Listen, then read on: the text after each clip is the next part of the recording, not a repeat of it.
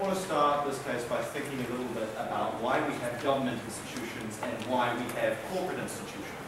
Corporate institutions are there to distribute resources according to people's capacity to pay for them.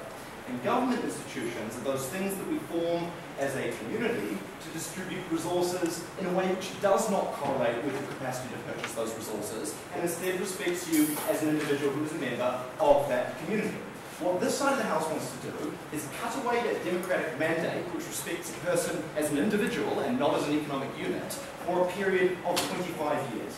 Not only is that principally horrible, but it's also a practical nightmare. I'm going to do three things in this speech. First of all, I want to talk in more detail about what our alternative is, and that is state bailouts. I'm going to clash in rebuttal in that substantive point there. Secondly, I want to talk more about the anti-democratic character of this policy, and we gave him an opportunity and a point of information to try and conceptualise what their bench was going to say about the connection between democracy and a 25-year contract that cuts out your voters. No response there, looking forward to more. We'll talk about our views there. And then thirdly, I want to talk about accountability and why democratic institutions deliver stronger accountability and why that's really important when we talk about the city governments. First, three things to say about that Prime Minister's speech. Firstly, he wanted to claim that we were both going to pay off the debt and remunerate everybody involved, right? Detroit is $18 billion in debt, and many of the services that these kind of city governments run are not particularly valuable, right? You have free water and that kind of thing, which is cross-subsidized between citizens. These are not opportunities to make a huge volume of profit. Things like fire services don't rake in large amounts of revenue. Public transport is incredibly expensive if you put it at its proper rate. We need to hear from them where they're going to get off enough money to pay down $18 billion of debt, and then their claim to remunerate everybody who loses their job in this process, everybody who wants to move out of the city because they recognize that it's horrible to be trapped in a non-democratic nightmare, right? Looking forward to a clarification in terms of that. The next strange claim for a team which was very market was that a government is particularly good at attracting entrepreneurs insofar as that government is run by corporate types, right? The thing about a government is that it does not have the capacity to make business happen in a certain area, right? And the same kind of corporatist schools of thought, which presumably is their silver bullet, are also things that business managers and people who consult for governments have access to. So we're quite interested to hear exactly what kind of change of policy we expect these governments are going to take to create like the new Silicon Valley in Detroit, which they seem to be hinting at, and Google is going to show up and turn it into a paradise. Let's move on then to the first substantive point from opposition. I want to talk about our alternative, but first we'll get from Adam. When the Detroit government refuses to sell its $1 billion art collection to Detroit Institute of Art, do you think they're making the right decision for their impoverished city?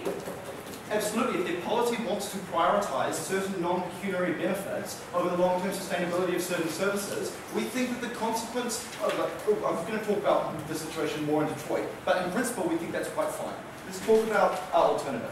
And this debate needs some context and a little bit more detail about the city that this is about, and that is Detroit. Why is Detroit such a handbasket case, as it were?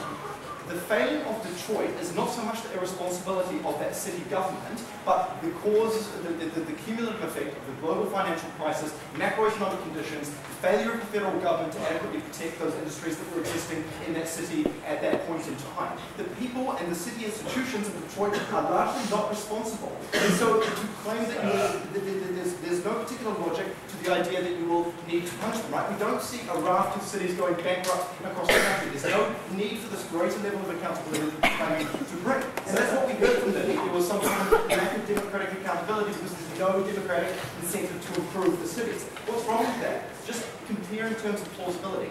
3-year cycles or a 25-year contract, Mr. Speaker. One of those has substantially more accountability. And we are reliant on we're happy to rely at our opposition benches on political discourse and people negotiating the different values that they have in the community and agreeing how they're going to fund and arrange those kind of things.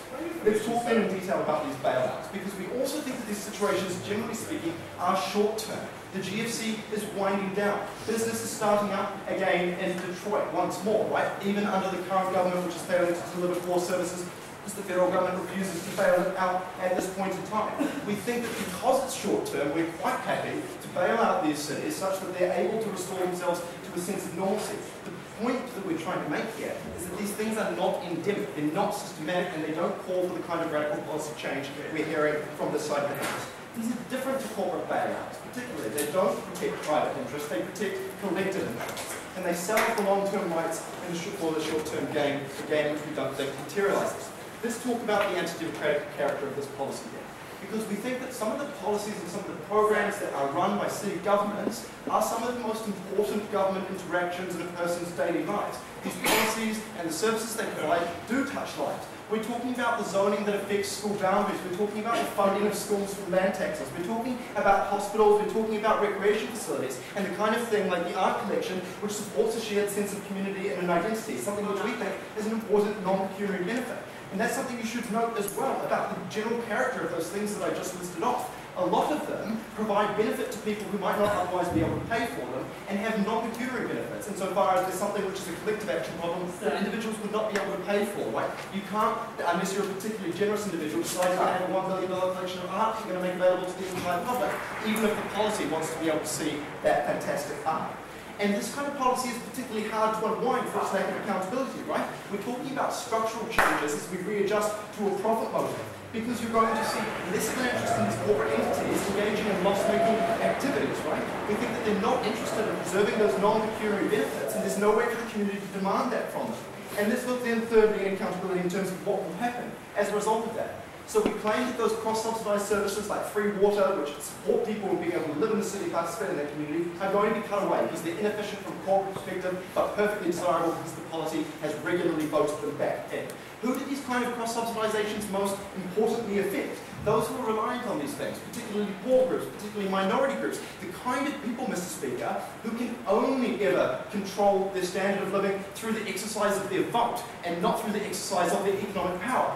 And insofar as these policies really do affect people's lives on the ground, and the people who they most touch are unable to control them throughout this 25-year term when they cannot exercise access to user-pay services that they promise to deliver on that side of the house, those people suffer. All for a short-term thing that we're quite happy to fix. The responsibility of the rest of the community to help out these cities we're most proud to accomplish.